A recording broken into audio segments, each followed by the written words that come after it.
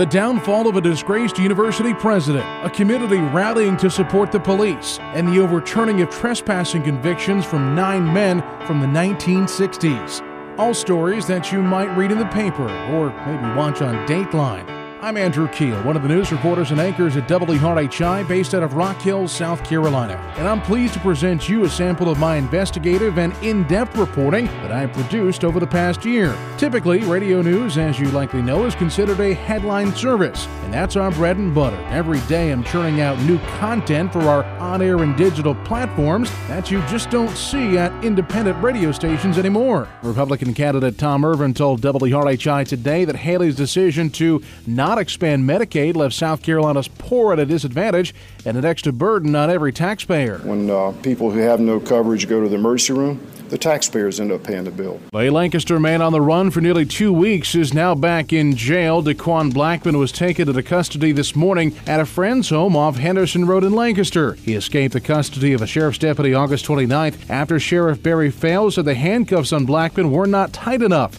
Board Chair Kathy Bigham addressed the university's faculty and staff this morning, telling them their thoughts on both the process and the candidates will be considered even more this time around. I do know that we will take the time to conduct a proper search. But outside of the daily news cycle is a responsibility to go beyond the headlines. Blessed with a long leash from management, I was able to unearth a series of systemic issues surrounding the newly inaugurated president of Winthrop University. I brought light to a number of major raises to key university staff. It turns out the president sidestepped local and state oversight, and that was just the beginning. Longtime Winthrop Police Chief Frank Zebedes is now the highest paid law enforcement official in York County despite overseeing the smallest department. President Williamson bumped his salary up 33% to $110,000. Zebedes oversees a staff of 16, while the sheriff of York County, who oversees more than 300 people and a jail, is paid just over $100,000 a year. That's a portion of part 1 of a 3-part series called Higher Pay and Higher Ed. Parts 2 and 3 focused on how the university's trustees were not clued in and how the legislature planned to fix the issue. I do think we'll work with Dr.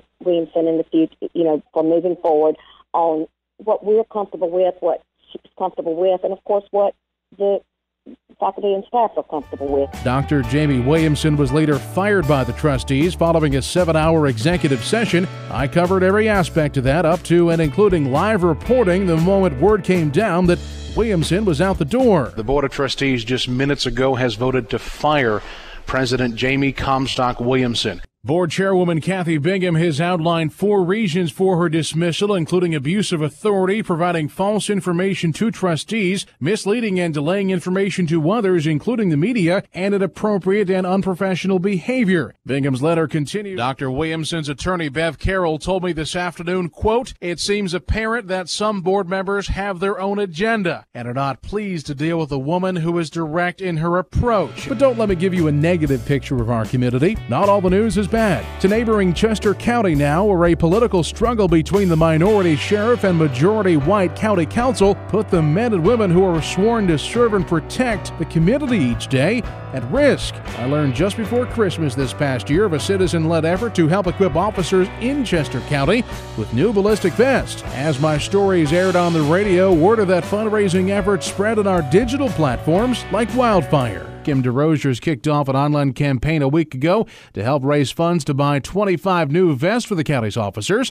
Today, those pledges have come in that'll fund all 25 of those $800 vests. DeRozier says she was moved by the lack of concern by Chester County Council last week over deputies using vests that have outlived their lifespan. It didn't matter whether you agreed with the county council or you agreed with the sheriff, but these people needed protection. And now to a story that hits home for many in our community, the Friendship Night. My wife tells me frequently that sometimes, Kevin, you just need to say, I'm sorry. That was 16th Circuit Solicitor Kevin Brackett earlier today in this morning's vacation hearing of 9 trespassing charges. The man behind the bench in today's trial is also of significance. He's the nephew of Judge Billy John Hayes, the court official who sentenced these men to 30 days back in 1961 to the county's prison farm. And my uncle would be elated that this has been done, because this was not Billy John Hayes.